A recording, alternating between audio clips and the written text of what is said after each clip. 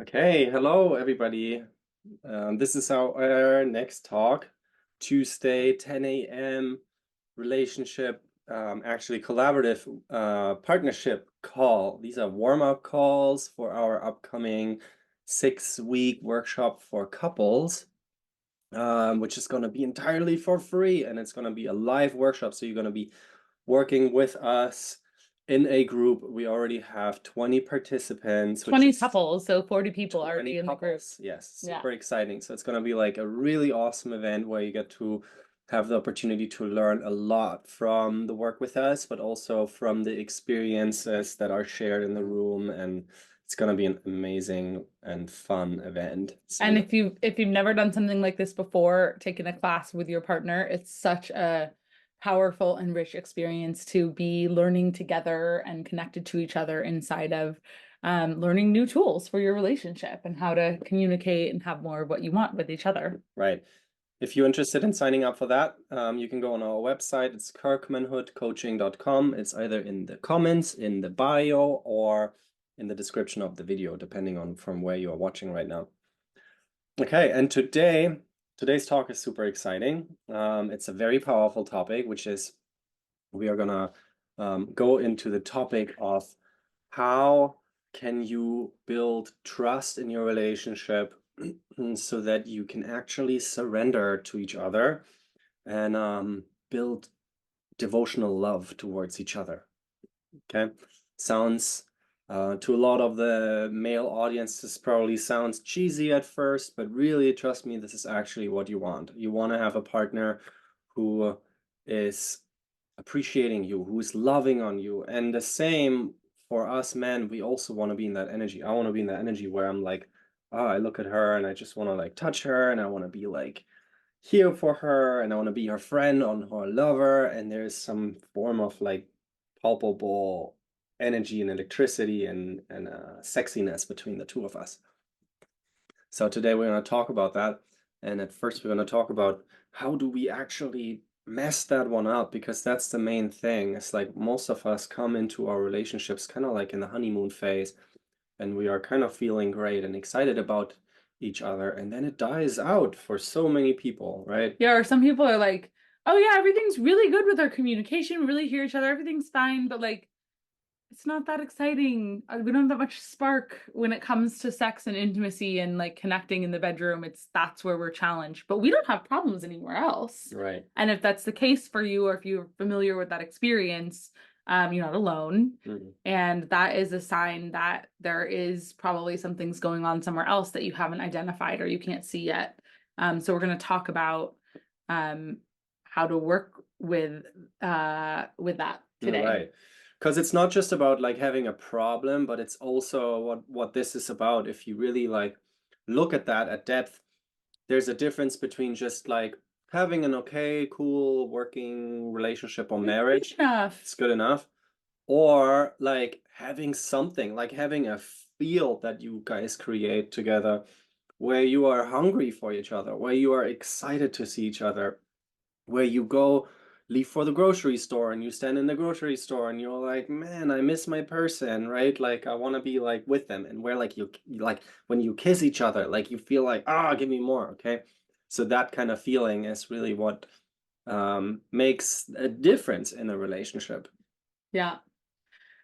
Um, yeah, so for me as a woman, I want to name something that I have had a history of doing that most of us in our conditioning, we, for whatever reason, get into a belief that like, well, I can do it right and I can do it better. So I'm gonna control things subtly or not subtly that my partner is doing, or I asked him to do this thing and he didn't do it and I'm resentful and I'll just do it myself instead of talking with him and sharing with him what does it feel like when I asked for something and it didn't happen, right? And I before we go into like how I even share about what that feels like, um the habit here or my conditioning will frequently try to control the situation, and there's a couple of ways that this happens. One is I take it back and I do it myself, which is emasculation. It is chopping his parts off, right? It is a way of me being hurtful in this subtle and sideways, in our culture now, it's like a subtle and sideways behavior that a lot of times we end up not taking any responsibility for, and not even being able to identify that it's happening. But there's a lot of these behaviors that women do, that I have done in the past with my husband and with other partners before him, that really didn't serve creating that kind of connection that we're actually longing for, that thing I really want, that feeling of being safe and protected. Yesterday on our Instagram, I did in the stories, I asked women, like, what turns you on? And there were a lot of answers about dominating energy. I want to feel the power of what it feels like when my partner is like taking control, right? In or out of the bedroom. There's something really hot about that feeling of, I can let go. My nervous system can really relax and unwind because I know he's got it. And all of these other little things that I'm talking about now usurp the opportunity for him to even be in that leadership, and him to even take control in that way that actually feels so good to my body and to my nervous system. And another example of this is if I asked him, could you give me a massage? And then the whole time during the massage, I told him all the ways that he was not doing it right. And, oh, that doesn't feel good. Oh, ouch. Like, I don't like that. This doesn't mean that you can't ask for what you want in terms of physical touch, but we tend to go into criticism really quickly. And that's another way that we cut the electricity and the spark and the connection between us, when I am criticizing. And I do this one a lot. And even women, if you're doing this in your head, so if you are criticizing, but you're not saying it to him, so you're like complaining in your mind, or you're thinking of how he didn't do it, or, oh, I wish he would have taken the trash out, and I asked him to do it, but he didn't read my mind, and like running the script of all of the ways where he's not showing up the way that I think he should. I have an attachment to how he should show up, and he should do X, Y, and Z. And when he does it in the way that my attachment thinks he should, then I won't be critical. And what happens is that criticism, and that, whether I'm expressing it or not, and I think most of us are expressing it more than we want to admit that we are, it interrupts connection. It interrupts that electricity that's available between us, because it has him feel like he can't do it right. No matter what he does, if he wants to be successful and he wants to meet me and he wants to be in partnership and be in collaboration with me, he can't do it, because every time he shows up, I have a list of ways that he didn't do it right. And so that creates a lack of intimacy, a lack of juice between us. Right. And I wanna add here that, like, this is really not about like having the woman be constantly just compliant and being like somewhat just a doormat of acceptance the entire time. But here's the thing, like, when I lead, when I have my attention on her, really there's something about me constantly being like, how does this feel? How does that feel? And getting an understanding, because a lot of what we notice with couples that we work with, some of our clients, is there's a lot of women who are very, very, very sensitive. Okay. And that's actually, it's a gift. This sensitivity is a gift, but the way it comes out is an endless complaining, and the men start to feel like they're already trying really hard, and then they do something and it's coming like, but it wasn't quite exactly precisely how I wanted, so I need you to know that it was still not good enough. And that, if it's communicated in that way, it really starts to land for any person, whether man or woman, as a way of like, fuck, like, I just can't win here. And I think what happens in that location is that it starts being that the gratitude gets like totally erased, because we end up communicating what isn't working more than we're communicating what we liked, what worked, what we're so grateful for, what you're providing and what you're creating.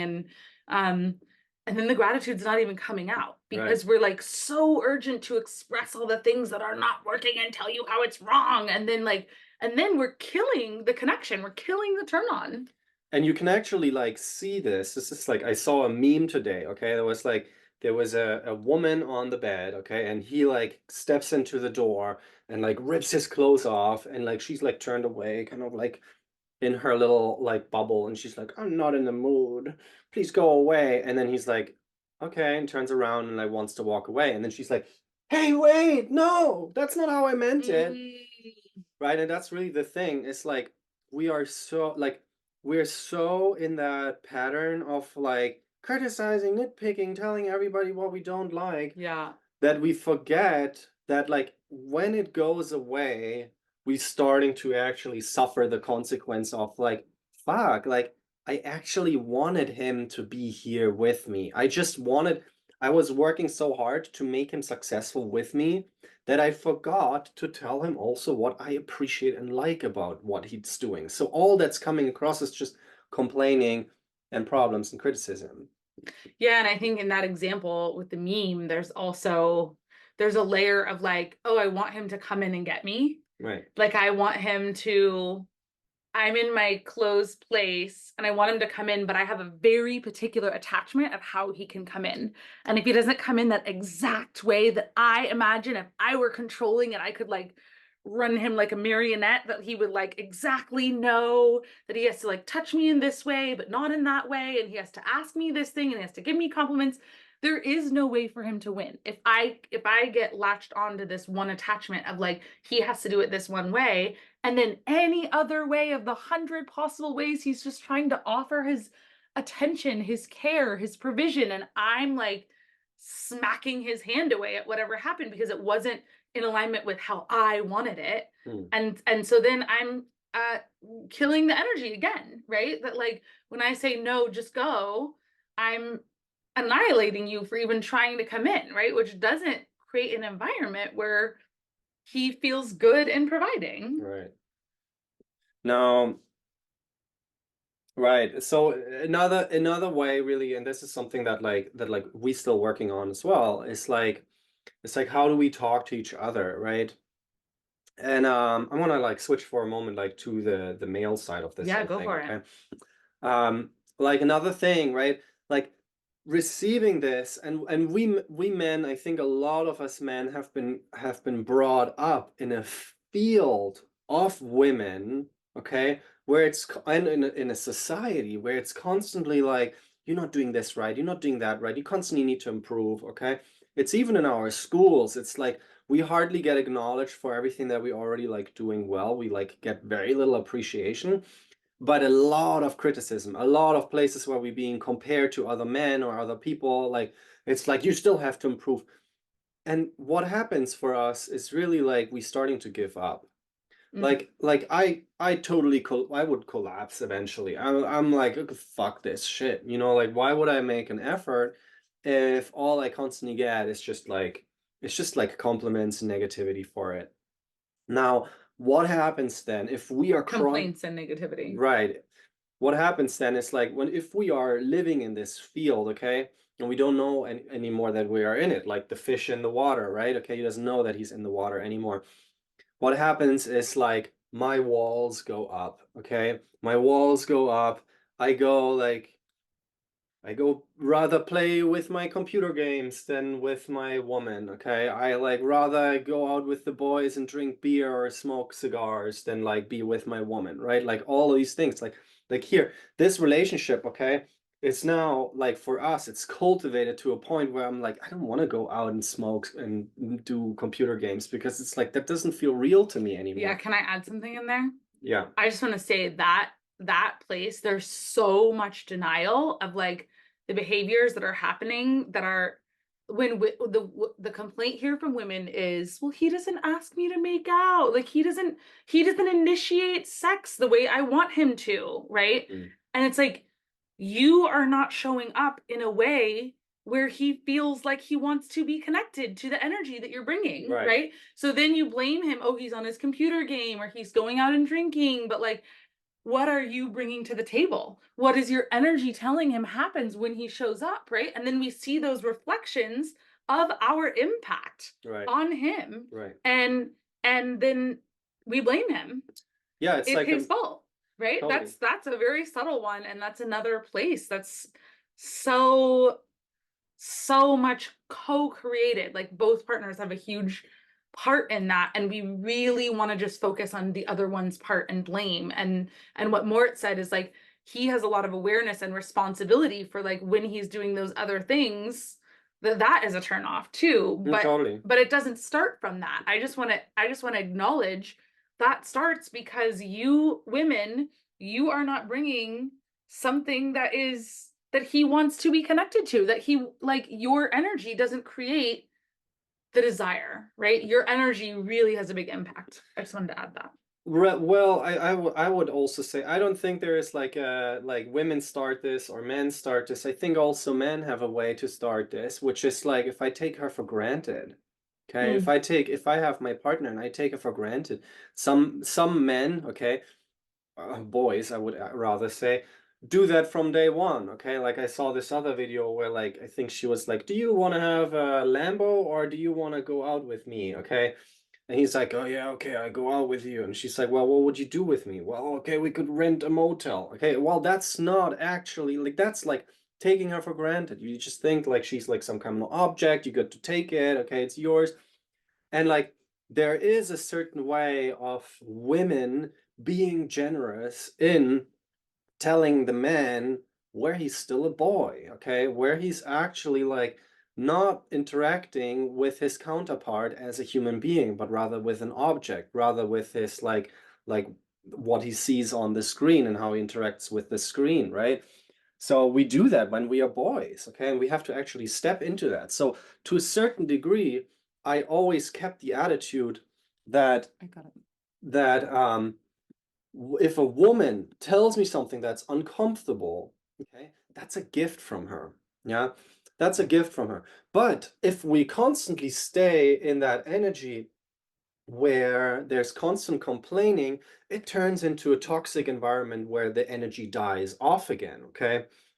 Now, and that's an entire other thing. Like in our workshop, we also gonna talk about how do you actually like work with that energy. Once that energy has turned toxic, okay, in your relationship, like how do you come from the side of the man and call your woman back out to actually like rise and meet you? Because the thing is this, the leadership of a man and what we provide is is a gift, okay, and that's something that like really you need to acknowledge. That's our gift. If your man is still in the providing, if he's still in the leading, okay, if you constantly smack that on the head, eventually that ends. And I see it. One of the worst symptoms that makes me so sad when I see it, when I work with men and they say to me, like, I fantasize about the reality of being homeless, of everything, of leaving everything behind. And it's a tragedy because if you think about if a human being starts to think that it is more comfortable to leave everything behind and live on the street rather than be with the people that he actually like created into a relationship, that's a symptom that's really tragic. But it basically means that like he's at a point where like he thinks nothing he does is appreciated anymore. That was a lot of That was threads. a lot of threads. I'm There's a sorry, I lot of don't yeah, know there's a lot of threads to where to this. go now. Well, I think we now illuminated pretty well what the issue is, okay?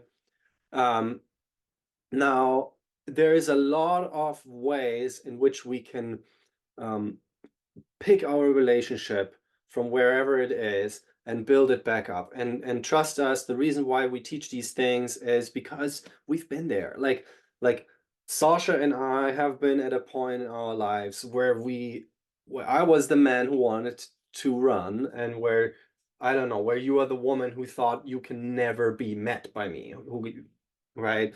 Totally. And I had thoughts like, we're done, our marriage is over, even though we have a kid, we're gonna have to figure out how to be divorced and raise a kid, and I don't even know where we're gonna live because, yeah, just like so much fear and logistical stuff. Like I really had a while where I also gave up in my own way. right. And didn't think it would change. And it required both of us taking a lot more responsibility Yeah. for how we were showing up, and both of us really looking at our part and how we were impacting each other. Yeah. It's like if any of you guys are familiar with 12 step, it's literally the rock bottom of partnership. Yeah. Um, so there's many ways in which, and it's sort of like it's a pattern that everybody knows, and there is a few different ways out of this that are somewhat specific to where you are in this merry-go-round of hell, really. And in our 6-week workshop, that's why we love working with people one-on-one. This workshop is not a recorded one, but it's actually a live workshop, our 6 weeks free workshop, because you actually get the chance to work with us directly and raise your hand and be like, yeah, this is where we at, this is what we need, okay? And we can read your relationship and I tell you what actually is necessary.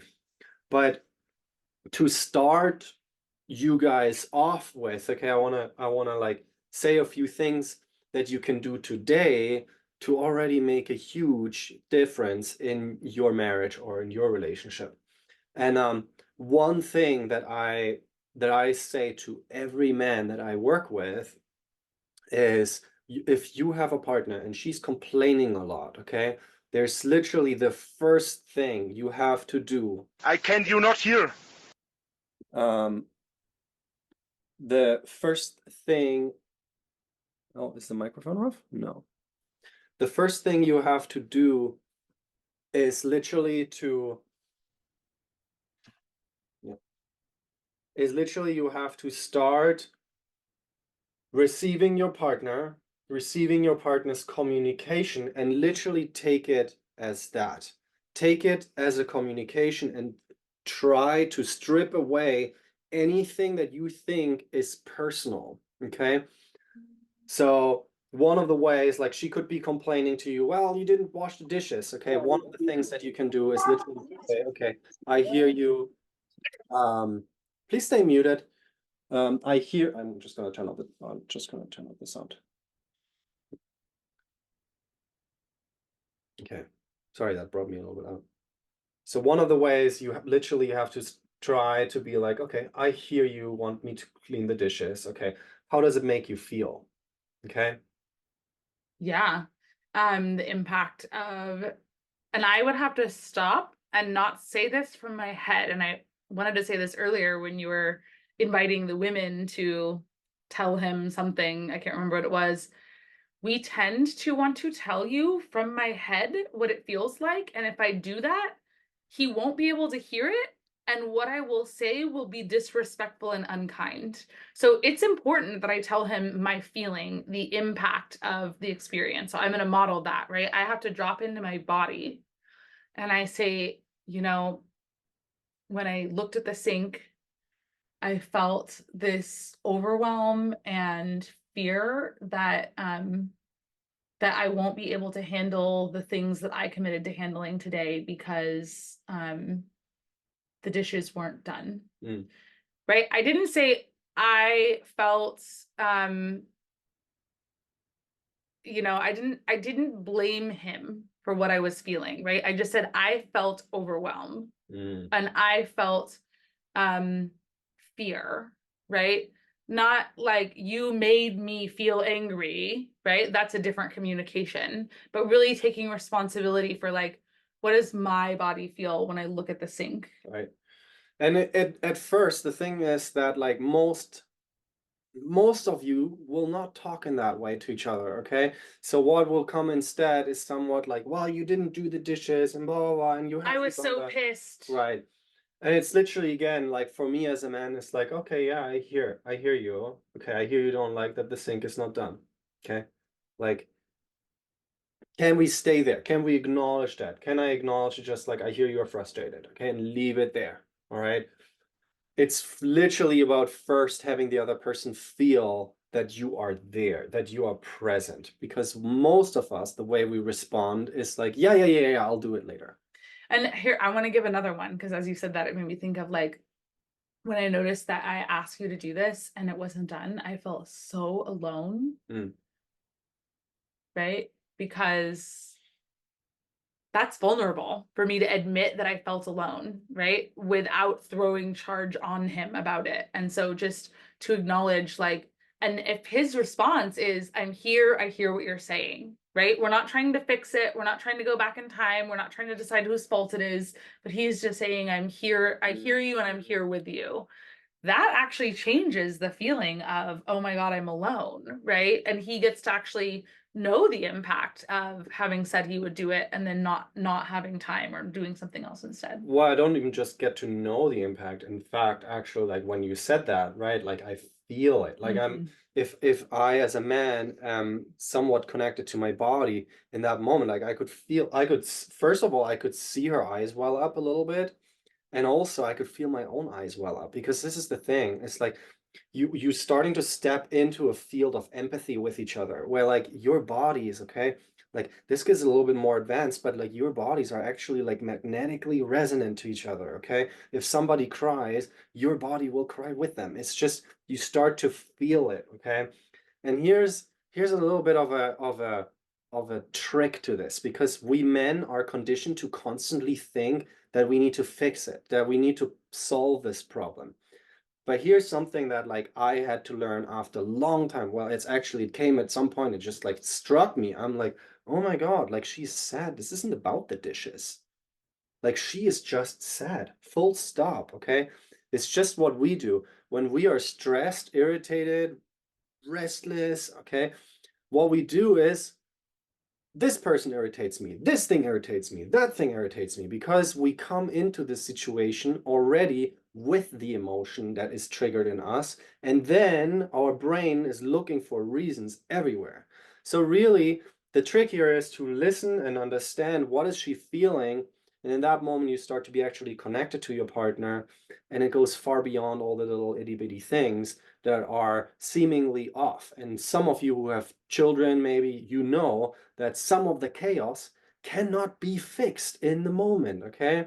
That's the thing, and this is really something that you have to learn. It's not about all of those little different parts that are out of control, but it's more important to understand, first of all, she is out of control. She is having an issue with her, not an issue, but she is feeling a lot, okay? So the first thing that I provide as a man is grounding for whatever is going on with her. And then after, and you probably know this, okay? If you have a bad day, you can't do anything. But when you let some time pass over, okay, and you take care of yourself, eventually you rise up to meet the world around you again. Okay, and that's really what this is about. Okay, we had a deep dive today, okay? This was way deeper than we thought, but it just sometimes you follow the flow and see what's coming out. So again, we are amping up for a 6-week workshop that you can attend with your partner, and it is over Zoom, okay? So it's going to be a lovely big group of people from who you can learn together with them and from us. And we're going We're to going to be talk. live coaching people on the calls. So when you come each week, you can bring something that's happening in your life. We're going to be offering you some tools and stuff like that, but we're Yeah. also going to be working 2-on-2 with the couples in the program. It's an amazing opportunity to get to work with us if you've never done it before. Yeah. And this program is not just about like problem relationships, okay? Like if you think like, oh, my relationship's actually really good, okay? Like still, this is an amazing opportunity because we really like teach you the foundational pieces of having a turned on relationship, like a relationship where you like you go to the grocery store and you're away for 5 minutes and you're like, where's my person? I fucking want to go back with them, okay? I want to be with them. I love hanging out Did you with miss them. me at the grocery store yesterday? Yes, I did. And so if you want to take part of that workshop, go to visit our website. It's kirkmanhoodcoaching.com. We will put it in the comments and in the